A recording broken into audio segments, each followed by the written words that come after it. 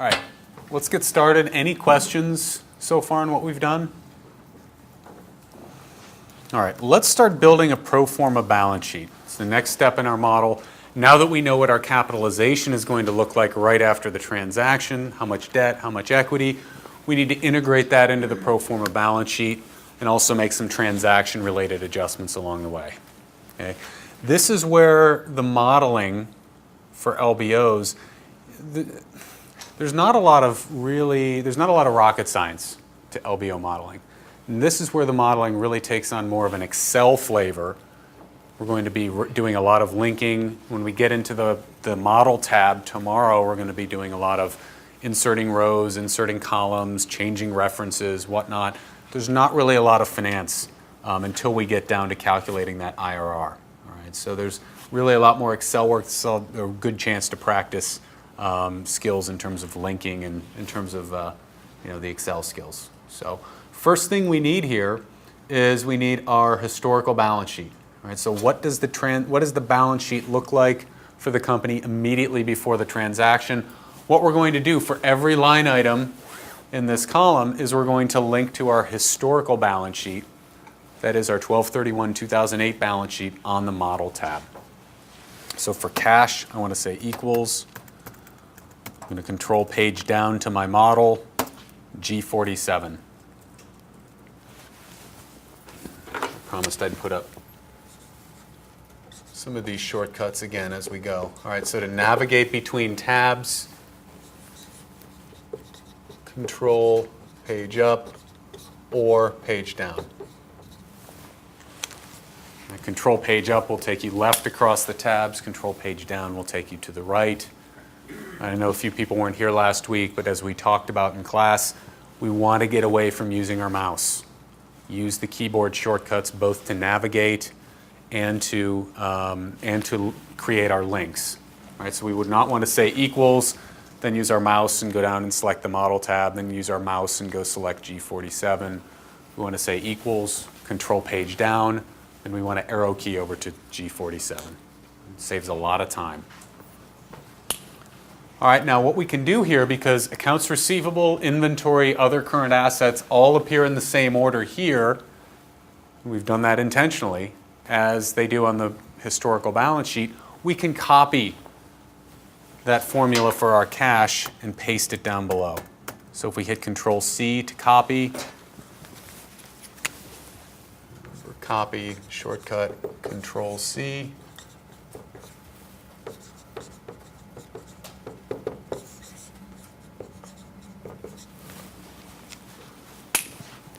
If we hit Control C to copy, then Alt E S F, same shortcut as we were using earlier. Hit Enter, F9 to recalc. We get the numbers. We also preserve that underlined formatting in that fourth cell, that cell for other current assets. Now that we have that, right, again, in this case, we cannot use Alt equals for our sum function. Remember, Alt equals, what it does is it'll go up to the last number, the last cell containing a number in the range directly above it and capture all those items. If we did it in this case, we'd get 2008 as well. We don't want that. So we'll type in equals sum and select the four numbers above that. So equals sum B6 through B9, which should give you 27 million. It kind of brings me to another point on our pro forma balance sheet. And this, maybe it's a matter of personal preference. On all of the subtotals, I like to calculate them here. I could link back to my historical balance sheet. I could link back to the cell where it says 27 million. But if some of my references were off here, then I wouldn't know it.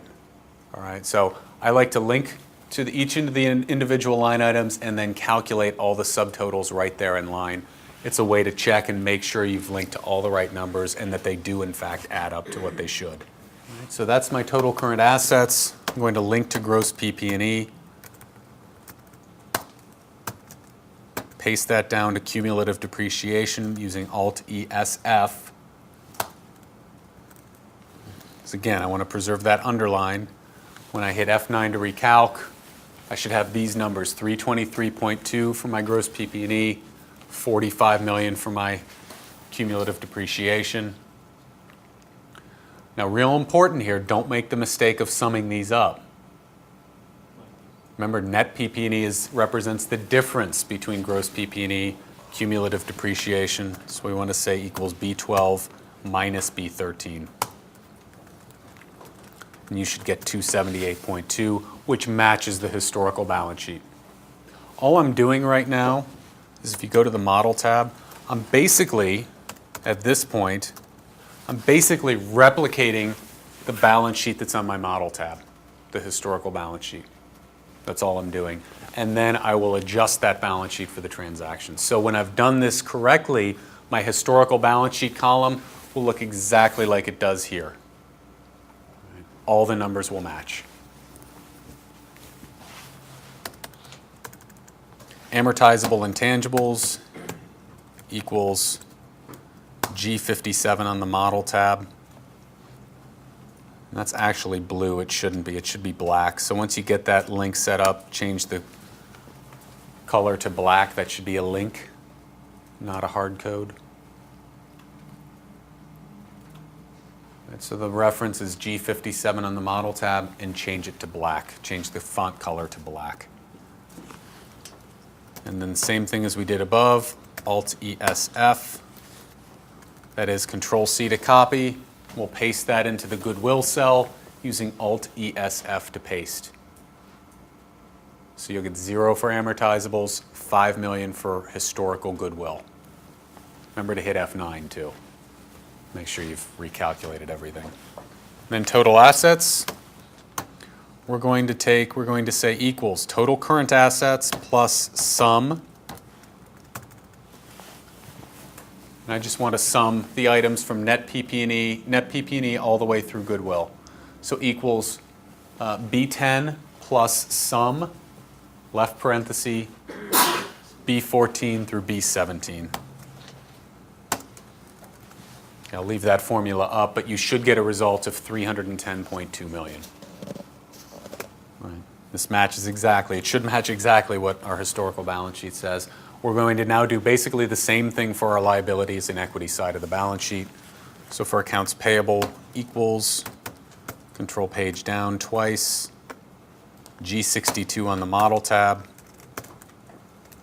I'm going to copy and paste that using Alt-ESF. And then sum my current liabilities using Alt equals. All right, so I created a link for my accounts payable. Then I copied that. I used a paste special to paste that into the cells for accrued liabilities and other current liabilities. And I used that paste special formulas, so I would preserve the underline here. And then for total current liabilities, I used Alt equals to sum all those items above it. If you do it right, you should get 13.4 million for total current liabilities.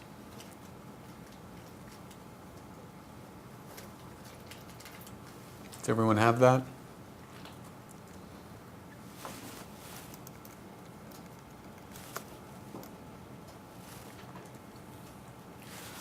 Now as we scroll down, here's where the balance sheet starts to take on a little bit of a different look structurally than our historical balance sheet. Here in the pro forma balance sheet tab, we're distinguishing between our existing debt, that is the old debt of the company before it's bought out, and the new debt that's going to be borrowed in connection with funding the transaction. All right. So if we're going to make those, we've added these rows because we're going to need to make adjustments in our adjustments column relative to the new debt. If there are no rows to accommodate those, we can't do it. All right, so we've added those rows. What we'll do a little later, and I think we actually may get to it today, is when we go and drop this into our Model tab, we're going to have to make room in our Model tab to accommodate those as well. You'll, I think, understand more of that when we get there, but for right now, recognize that we have an existing debt section for the old debt that's going to get paid off. We have a new debt section for the new debt that we're borrowing. Does that make sense so far? Okay. For existing debt, just like we've done so far, we're going to take that from the from the Model tab. Our revolver, we're going to say G67. And you can use a fill down command to paste that down. All right, remember, there are two different fill commands that we've used. And it's just like a copy-paste, but it's an extreme short form of that. All right, so if we wanted to fill something to the right, like we did often last week, it's Control-R. To fill something down, we used Control-D. All right, and for those of you who weren't here last week, I'll show you that again. My revolving credit facility, the first thing I did was link to my historical balance sheet. So I said equals G67 on the Model tab. Now there are a few ways I can copy that down. I can do a copy, Control-C here, and then Control-V to paste, F9 to recalc. Straightforward, copy, paste. Or I can use what we call a fill command, where I can just fill this formula down as far as I want. If you use a fill command, it'll just fill it in every cell below there where you specify, or if you use a fill right command, it will put that same formula into every cell to the right. Fill down command, I need to select, first of all, the cell that I'm copying, hold down Shift, and then select my destination range. In this case, the term loan and the unsecured debt. I should have all three of those cells highlighted. Then you can just hit Control-D, F9 to recalc.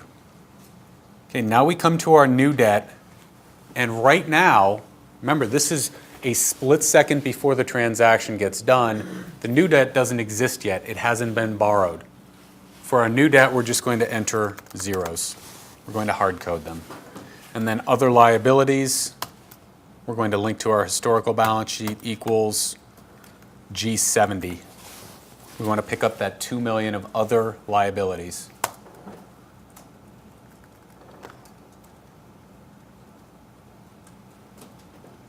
Okay, and then total liabilities, we're just going to take the sum of everything from total current liabilities through other liabilities. We're just going to sum up all of our liabilities, basically. Make sure you start with B24, total current liabilities. Don't start with accounts payable, because you'll include total current liabilities. You'll be double counting. And so your formula should be equal sum B24 through B37, and you should get $206.2 million as your subtotal for that. And lastly, shareholders' equity. We'll just link to the historical balance sheet. For retained earnings, we'll say equals G74 from the Model tab. Control-C to copy, Alt-ESF to paste for common stock. F9 to recalc. You should have retained earnings of $94 million, common stock of $10 million. And our total shareholders' equity, we can do an Alt equals to sum. $104 million.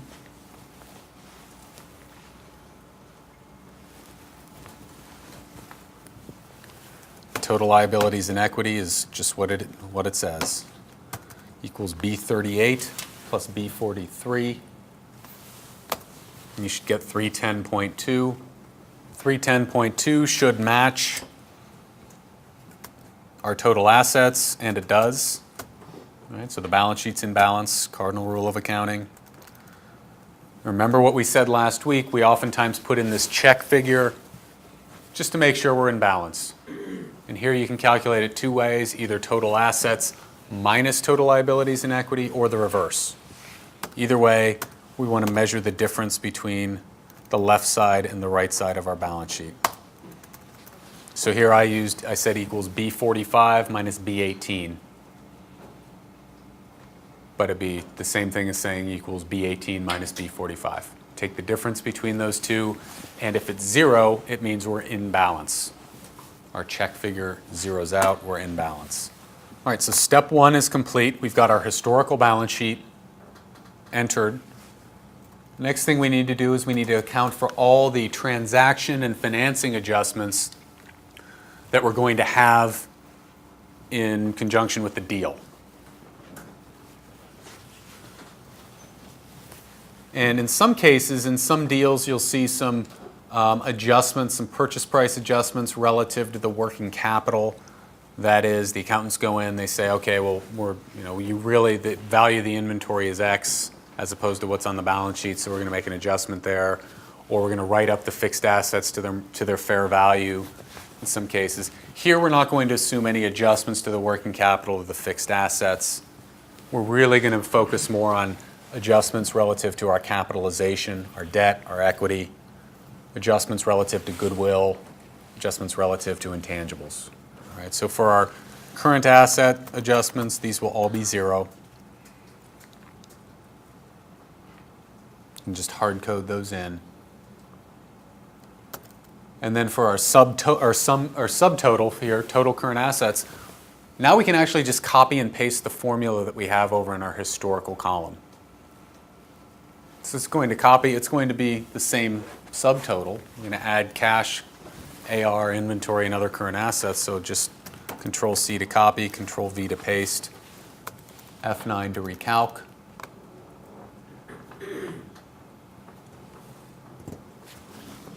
Gross PP&E, cumulative depreciation, we're not going to make any adjustments to that. Again, in the real world, the accountants might write these up to their fair value. We're just trying to keep it simple here. And we can copy the formula for net PP&E as well. Control-C to copy, Control-V to paste. You would not want to use a fill command here, because if you look closely, we've got that very narrow cell right between. And if you used a fill command, you'd get some content in here, and it would probably show up as a number sign, because it wouldn't be able to fit, but you'd see something there when you don't want to. All right, so you don't want to use a fill command there. Next thing we need to do is we need to account for some amortizable intangibles. We also need to calculate what our goodwill is going to be. We haven't done either of those yet. All right, and there's nowhere right now that we can link to. So what we're going to do, if you scroll down to the bottom of our worksheet, I'm going to put in some footnotes where we calculate these numbers, and then we're going to link to these up above. Right, so the first thing we're going to do is we're going to calculate our goodwill. Remember, we touched on the notion of goodwill. Goodwill represents the difference between the market value of the equity when it's bought out and the book value at the time of purchase. Right, the excess, and usually it is an excess, represents what we call goodwill. That gets booked onto the balance sheet and stays on the balance sheet as long as the accountants don't come in at some point and determine that it's been impaired. Remember, you used to be able to amortize goodwill. That went away probably about 7 years ago. You no longer can, but it gets tested annually for impairment. All right, goodwill, again, difference between market value of equity and book value. So what we want to do for equity purchase price, we want to link back to our sources and uses tab, equals B11, at $169.2 million equity purchase price. Next thing we need is book value of equity, which is basically total shareholders' equity from the balance sheet. But instead of just linking to that, the one thing I want to do, this says less book value of equity, so I want this to be reflected as a negative. So instead of saying equals, what I want to say is minus B43.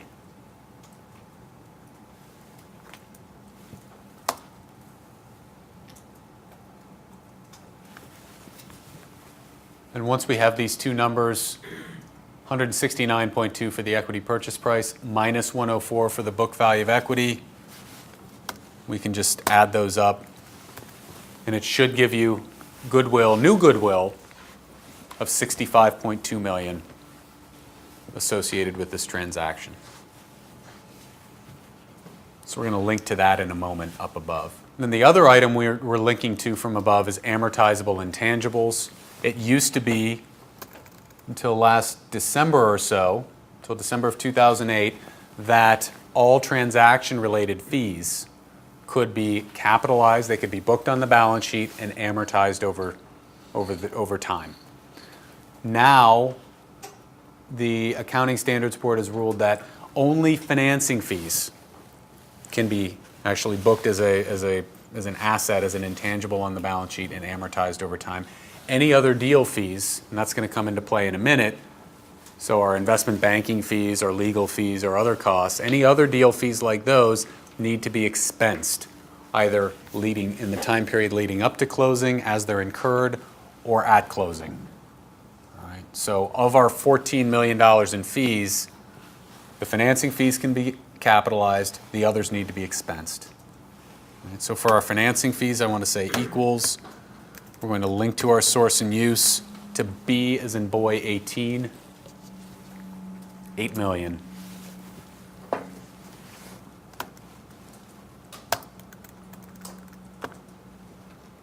And then we'll link to that again, cell B60. You can either do a quick alt equals. It's really not a sum of one number, but our new intangible assets, 8 million. I'm sorry, financing fees is 8 million, right? Right. And any new intangible assets as well? You can say either equals B59, or you can say alt equals. It's just the same number. So for my amortizable intangibles, I'm going to say equals B as in boy 60.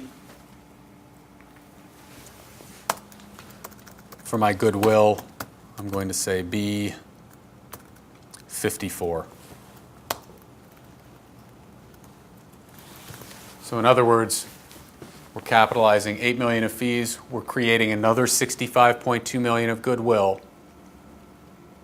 So at the end of the day, when we add up our original goodwill plus our new goodwill, we'll have a little over 70 million of goodwill on our pro forma balance sheet.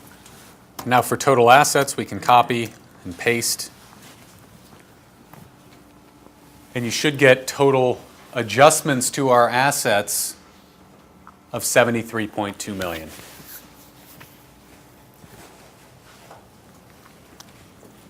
So we've made 73.2 million of positive adjustments to the asset side of our balance sheet.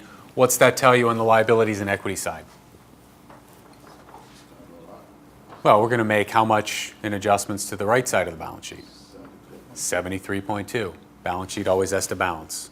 So we're going to make the same amount of adjustments overall down here as we made up here.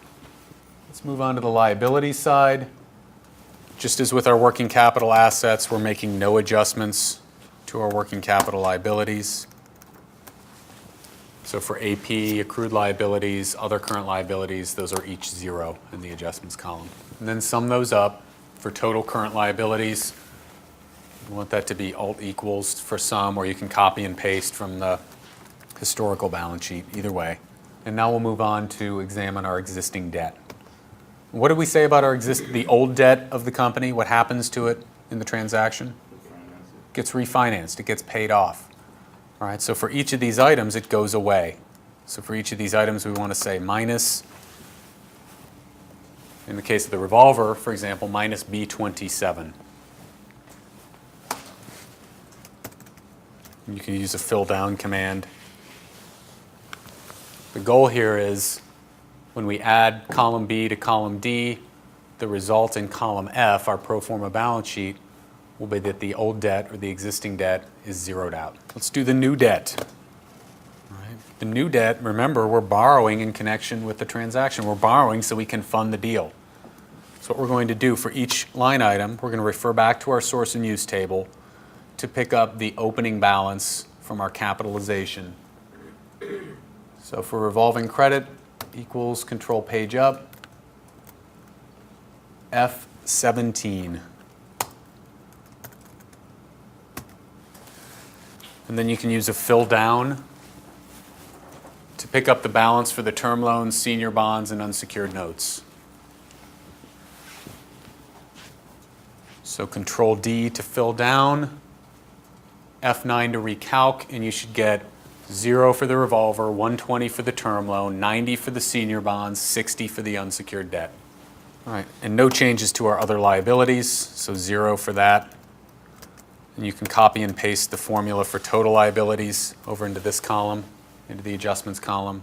And so far, our pro forma balance sheet adjustments should reflect 79.2 to the total liabilities. And then the last adjustments we need to make are going to be to our shareholders' equity section. Before we do that, before we make any adjustments to retained earnings, I want you to scroll down a little further in your model to the very bottom where you see transaction fees excluding financing fees. Remember what I said a moment ago. FASB recently ruled we can only capitalize financing fees. All the other fees need to be expensed at closing. The way we're going to expense these, we've talked to a few accountants and they told us this is the best way to do it here for teaching purposes. We're going to expense these through retained earnings. So in other words, we're going to buy out the old retained earnings of the company. We're also going to expense the other $6 million of transaction fees that we were not able to capitalize. In other words, we're going to actually have a deficit net worth at closing equal to the amount of these fees. Does that make sense? Okay, we'll see that in a minute. For now, let's just link up so we can capture the amount of these fees. And just like we did for financing fees for banking, we're going to say equals B19 on the source and use.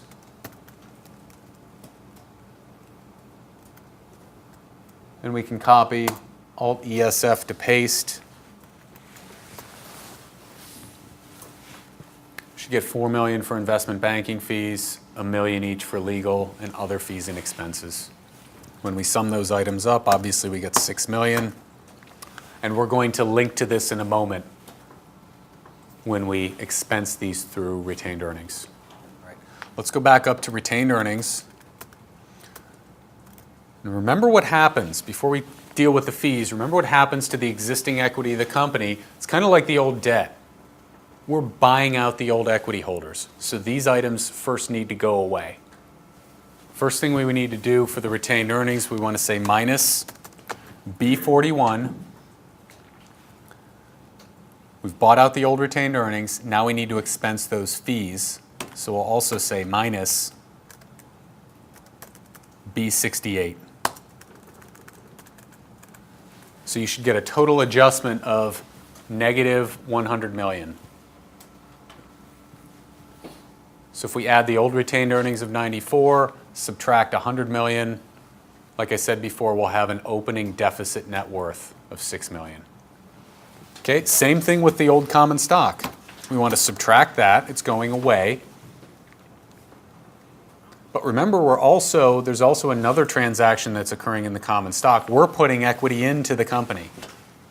So we want to subtract the old common stock, but we also want to add the sponsor equity. Just like we added all these new pieces of debt to the new debt section, we need to account for the equity that we're injecting into the company. We need to add that 104 million. All right, so the total adjustment on the common stock line should be a positive 94. Then the total adjustments to our shareholders' equity, we can sum those up. Total adjustments are minus 6. And then we can copy the formula for total liabilities and equity from the historical column, copy it to our adjustments column. And just like we said earlier, when you copy and paste it, hit F9 to recalc, we will have made 73.2 million of positive adjustments to the total liabilities and equity side, and our check figure should be 0. Basically, the balance sheet gets bigger, gets larger by 73.2 million as a result of the deal. Now the last thing we need to do for each line item is we need to add the historical column to whatever adjustments we've made to get our opening balance. All right, that is, what does the balance sheet look like immediately after the transaction has occurred? So for each line item, we can take the sum of, well, for cash anyway, the sum of B6 through D6. We're just adding those up. Copy, paste special formulas, and then you can copy your subtotal for current assets. Paste that, also using a paste special formula. We want to preserve the borders, we want to preserve the underlines, want to preserve all the formatting that we have in this column already. Otherwise, we're going to have to go back and reformat it. So all your pastes should be paste special formulas, Alt-ESF. And we're just going to work our way down. We're going to do that same thing for every line item. And again, I do like to calculate the subtotals right there in line. Just make sure I've got all the right numbers. Just kind of another check that I like to build into the model. When you get down to your total assets line, it should be 383.4. Once you've got that done, it's a good time to save.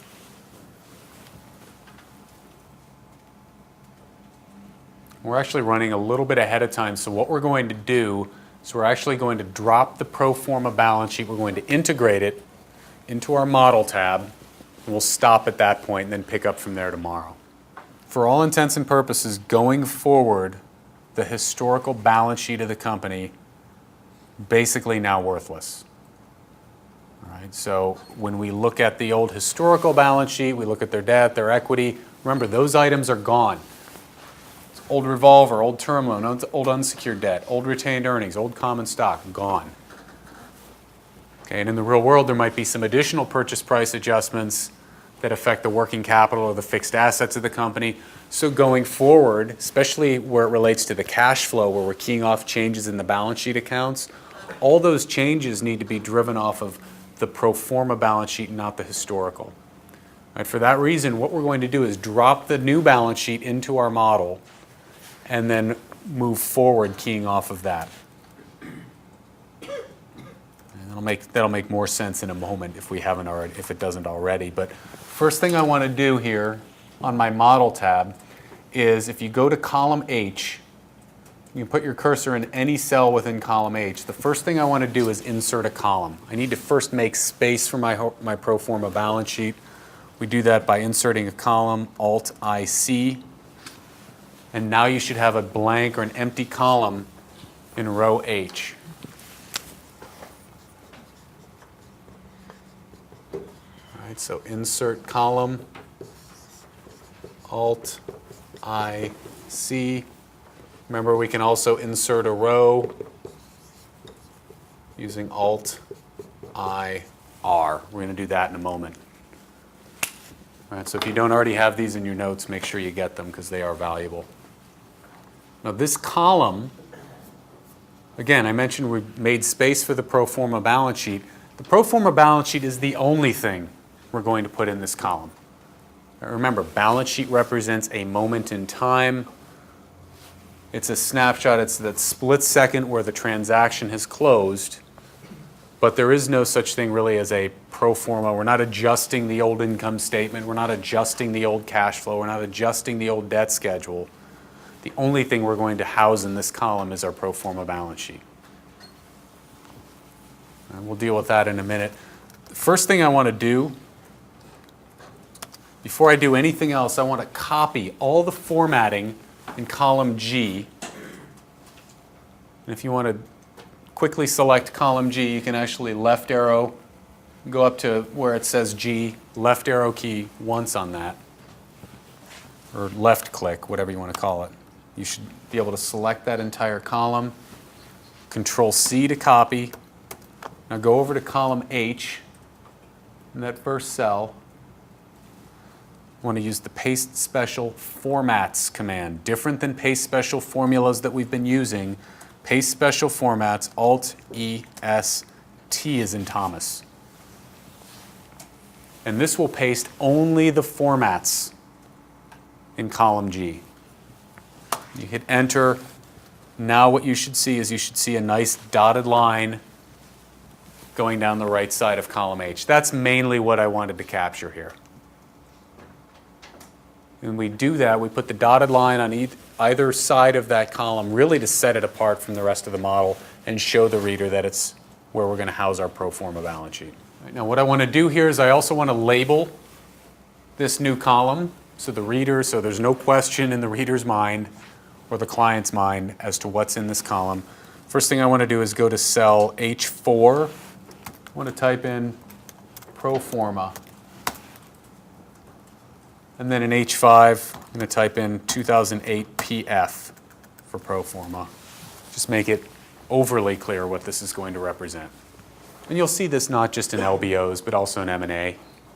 When company acquires another, there'll be a combined balance sheet post-closing, pro forma balance sheet that gets dropped into a model. We'll see that next week when we start talking a little bit about M&A. I'll introduce, we're not going to do one in class, but I'll introduce the concept of a full merger model, and I'll show you where a pro forma balance sheet would go.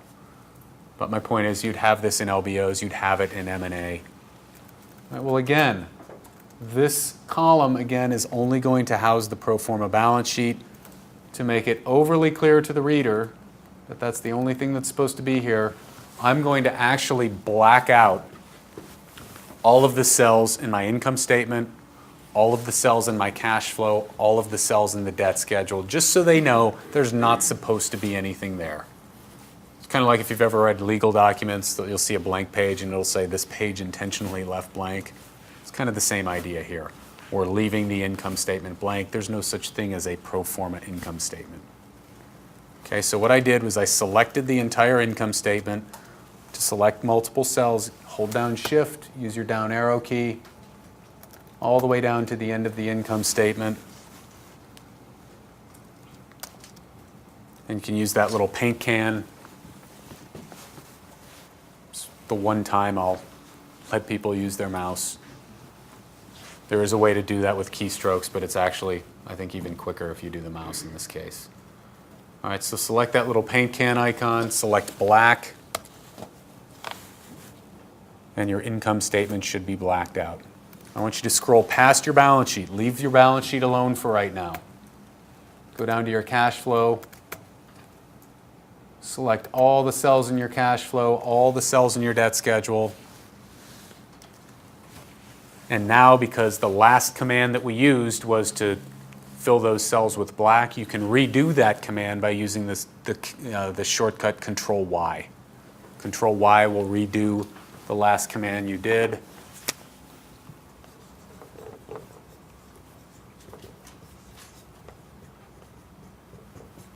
Control-Y. And if ever you need to undo something you just did, remember that one is Control-Z. That works. I think both of these work in Word, PowerPoint, Excel, all of the Office programs. Once we've done that, now what we can do is start working on our balance sheet. Before I start linking, because that's what I'm going to do, is ultimately I'm going to be linking back to the pro forma balance sheet I just created. But before I do that, I need to take a look at the structure of my balance sheet here. I need to make some changes. All right, remember, we touched on it a moment ago. If you look at your pro forma balance sheet, you've got your existing debt in one section, and you've got new debt in another. But on our model tab, we don't have that distinction yet. All right, so the first thing we need to do is set up the rows of our balance sheet in the model tab to match the formatting or the structure in our pro forma balance sheet. We're going to do this by inserting a number of rows. So the first thing I want to do, if you highlight any cell on line 67, and I've just highlighted revolving credit facility in cell A67, or put my cursor there, I want to insert a row, Alt-IR.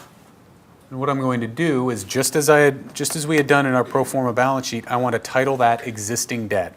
And actually, if you go to your pro forma balance sheet, cell A26, you can copy that cell. Save you the time of having to type existing debt and then format it within italics.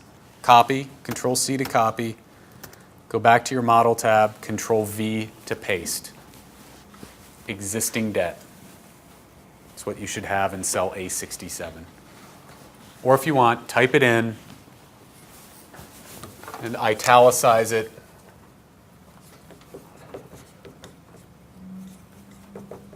Italicize using the keyboard shortcut Control-I.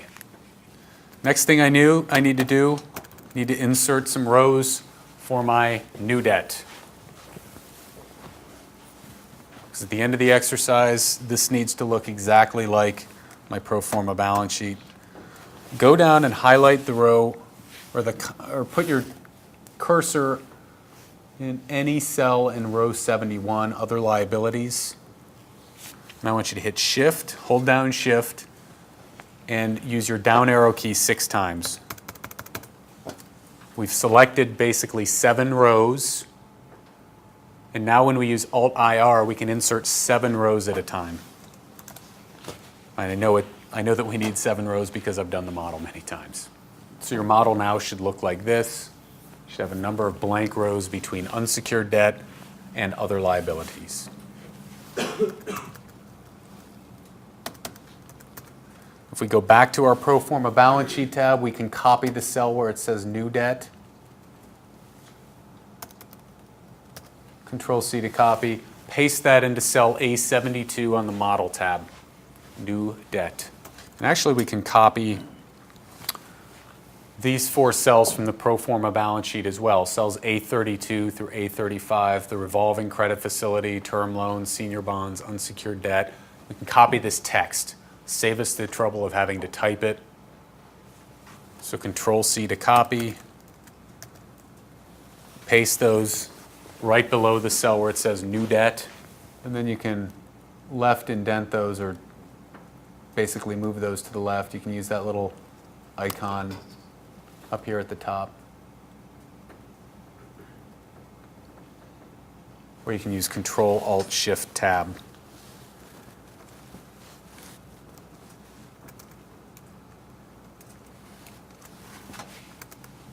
All right, decrease your indent, Control Alt Shift Tab.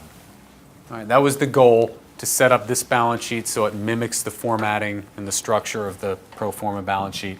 Now that we have that, we can actually link back to it and get the proper values into our pro forma column. That makes sense? So what I'm going to do is I'm going to go up to cash in the pro forma column, and I'm going to start linking. Equals F6 for my pro forma balance sheet tab. And I can start copying, pasting using Alt-ESF. Again, I'm going to calculate the subtotals right here. All the linking back and forth, moving numbers back and forth, it's helpful to calculate the subtotals right in line. Helps you avoid making a mistake. If you link something wrong and then you subtotal it, you'll catch it. You should be able to catch it right away. Same for gross PP&E, net PP&E. Remember, for the subtotal, take the difference. Do not add them. You can also copy the subtotal formulas from column G and paste those into column H using an Alt-ESF. Paste special formulas. Whatever's easiest for you. Do that for the liability side. And just work your way down the balance sheet. So at this point, you should have your pro forma balance sheet integrated into the model, onto the model tab. The numbers should match what we had on the pro forma balance sheet tab. The balance sheet should balance. And again, starting tomorrow, what I'm going to do is we're going to work straight down top of the income statement all the way through the bottom of the debt schedule. We're going to adjust for everything related to this transaction. All right, so we've got some new amortizable intangibles. Those need to be amortized. All right, we've got some new goodwill. We need to make sure that our balance sheet going forward reflects the new goodwill as well as the old. Different pieces of debt, so we're going to modify our debt schedule. Cash flow needs to key off the pro forma balance sheet, not the historical, and so on. All right, so we're going to make a lot of those adjustments, make changes to the links. At the end of the day, we're going to have, just as we did last week, we're going to have a working financial model, but this one will reflect the increased or the change in the capital structure of the company, and then we'll do the returns analysis. All right, so that'll be tomorrow. Before we get into that, I want to introduce the homework. Because you now have enough information where you can do basically to this point. We've taught you enough so you can create a pro forma balance sheet and drop it into a financial model.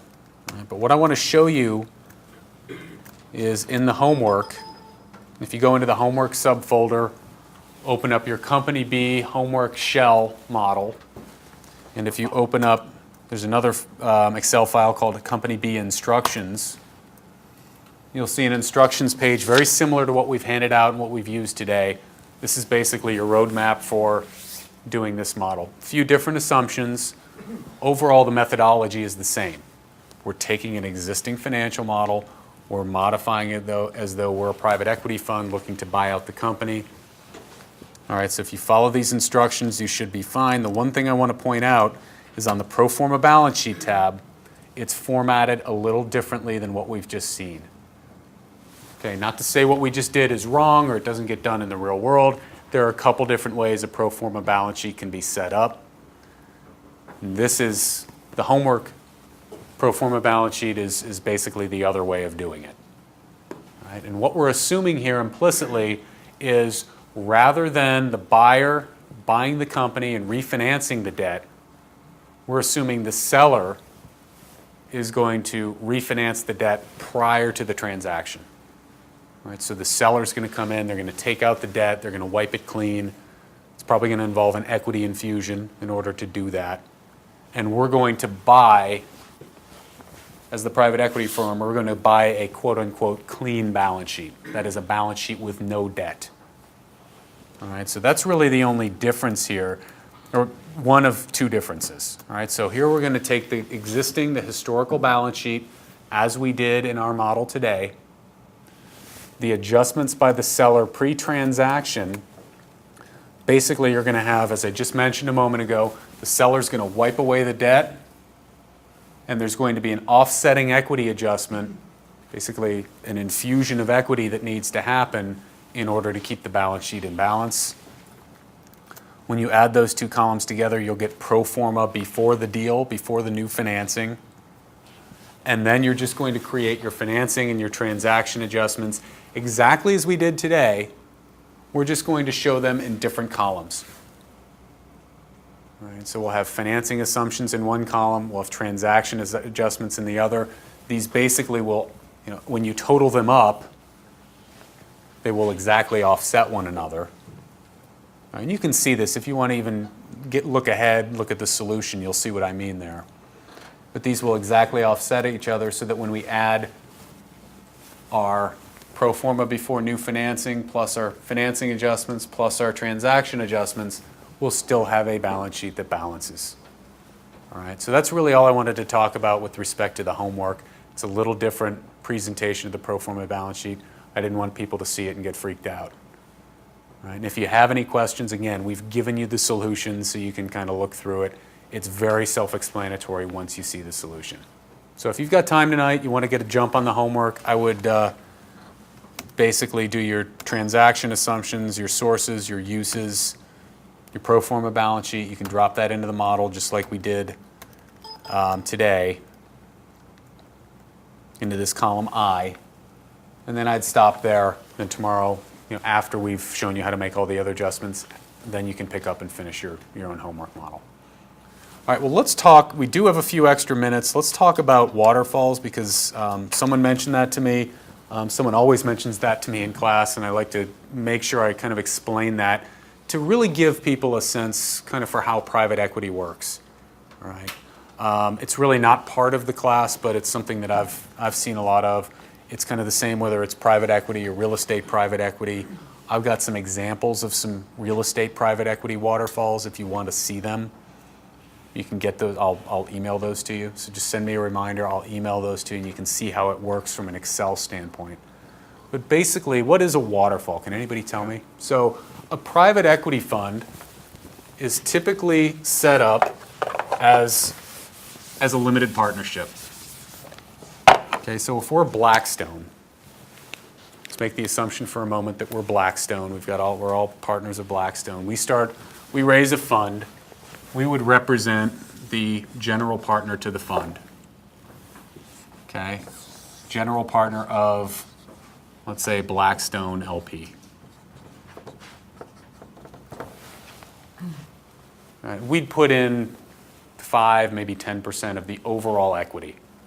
Let's call this $1 billion fund. Maybe we'd put in $100 million of our own money. We should be so lucky, right? We'd put in 5 or 10%. We would raise the remainder of that from limited partners.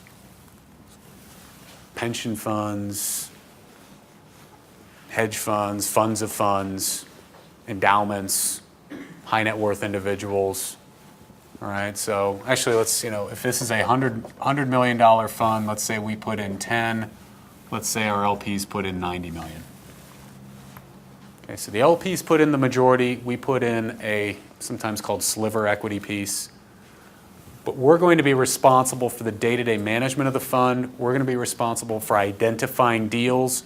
We're going to be responsible for managing our portfolio investments. We're going to be responsible as the GP for finding exits. Basically, we're the ones in charge of running these deals, running the fund, and hopefully bringing back a nice return to our limited partners. All right, so that's how a fund is structured. And a waterfall basically dictates at the end of the day, let's say we sell an investment. All right, let's say we go in, we buy this company A that we've been modeling. After 5 years, we sell it. And let's say we have $100 million of cash to distribute. The waterfall dictates how that cash is going to get distributed between us, the GP, and all of our limited partners. Make sense? And a waterfall, let's do a real kind of a plain vanilla waterfall. Another way of thinking of it is priority of payments. All right, so when we get cash in, what happens first? And a lot of times what happens first is we pay a preferred return of some percentage that gets accrued over time on the initial investment or the contributed or committed capital, the invested capital to the deal. All right, so let's say it's a preferred return of 8% per year. Usually this is applicable both to the LPs and the GPs. So we're all earning preferred return of 8% per year on our money. So if we fully invest our $100 million fund, at the end of year one, we should have a capital account balance of $108 million. All right, so the first returns go to satisfy our pref. After the preferred return has been satisfied, usually what happens is initial investment gets returned, return of capital.